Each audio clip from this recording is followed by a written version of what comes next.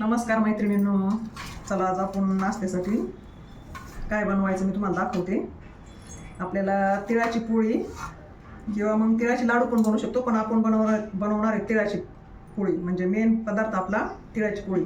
तर आपण याच्यासाठी काय काय घेतलं आहे ते मी तुम्हाला दाखवते. तीळ, शेंगदाणे, गूळ, ड्रायफ्रूट, थोडा खजूर आणि इलायची पावडर किंवा सुंठ पावडर असेल तर टाकू शकता. तर मैत्रिणींनो, मी आता तीळ भाजून घेते. तीळ आणि शेंगदाणे भाजून घेते आणि मिक्सरमधून दळून घेते. तर मंडळी, हे असं आपण सगळं मिक्सर दळून घेतलं, कणिक तिंबून घेतली आणि तूप घेतलं आणि आता आपण पोळी बनवूया. मैत्रिणींनो, मी आता एक पोळी करून घेते आणि त्याचं सांगायचं म्हणजे हा काही नवीन आयटम नाही आहे, पण आमच्याकडे छोटं बाळ आहे आणि तुमच्याकडे पण असेल तर छोट्या बाळांना हे ड्रायफ्रूट वगैरे खायला जमत नाही किंवा मोठ्या माणसांना पण, मुलांना आजकालच्या आवडत नाही. तर हे असं कशात तरी घालून म्हणजे नाही का तुम्ही ते मुलांना देऊ शकता. अशी पोळी म्हणा किंवा लाडू बनवून. लाडू लहान बाळासाठी सगळ्यात उत्तम. तर हे असं बंद करायचं आणि मी आता याची पोळी बनवते. आणि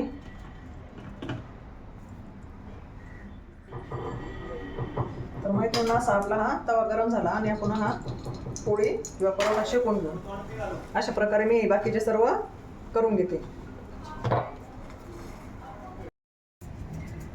तर माझ्या छोट्याल्या मैत्रिणी, खास करून नवीन पिढीच्या मुली, त्यांना ही कटोरी जमत नाही, कारण माझ्याकडं मला 2 सुनबाई येतात, तर त्यांना जमत नाही. तर तसेच त्यांच्यासारख्या त्यांच्या वयाच्या मुलींना जमत नाही तसं गोल घ्यायचं आणि सिंपल दोन्ही याने असं एक नाही का राऊंड राऊंड करत चालायचं. असं एक आतल्या अंगठ्याने असा दाब द्यायचा. आता माझी सुनबाई काय करते, 2 पुऱ्यासारखी बनवते.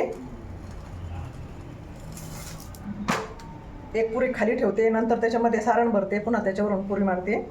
ते खूप सिंपल आहे. असं नाही का आपण खालचे 4 बोटं लावायचे, हे मध्ये अंगठ्याने असं दाब देत चालायचं, असं राऊंड राऊंड करत चालायचं. बस मस्त कटोरी होती. आणि मेन म्हणजे सगळीकडे सारखं सारण बसतं अशी कटोरी केल्यावर, फुटत पण नाही. हे पहा, असे नंतर बोटाने दाबायचं थोडंसं. आता हे थोडंसं ड्राय झालं आहे, तर याच्यासाठी थोडा खजूर जास्त टाका, म्हणजे एवढं ड्राय होणार नाही आणि फुटणार पण नाही. आणि नंतर त्याला असंही करायचं, असं वरती असं थोडंसं असं फिरवत जो जाडसर भाग आहे ना तो वरती घ्यायचा आणि वरती आल्याच्या नंतर असं काढून टाकायचं. तुम्हाला काढून टाकायला नाही जमला तर सुरुवातीला तो तसाच दाबून द्यायचा. एवढंच होईल का पीठ थोडं जाडसर जास्त येईल. तर एवढी सिंपल येते अशी. आणि पुन्हा असं पिठात बघून घ्यायचे, थोडंसं हाताने असं करायचं, म्हणजे ती फुटणार नाही, मग सगळीकडे सारखं सारण जातं.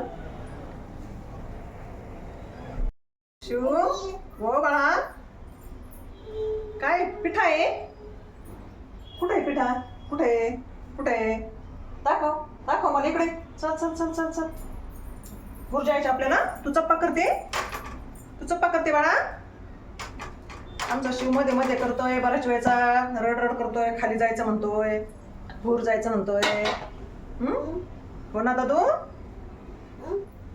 भूर जायचं? कुठं जायचं? पिप जायचं वय. ओके, पिप जायचं.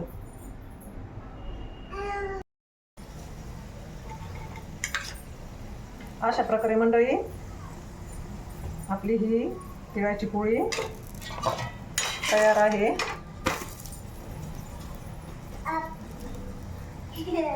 मैत्रिणींनो, अशी तिळाची पोळी आपली तयार आहे. या खायला करून बघा आणि आवडल्यास मला लाईक करा, शेअर करा. धन्यवाद.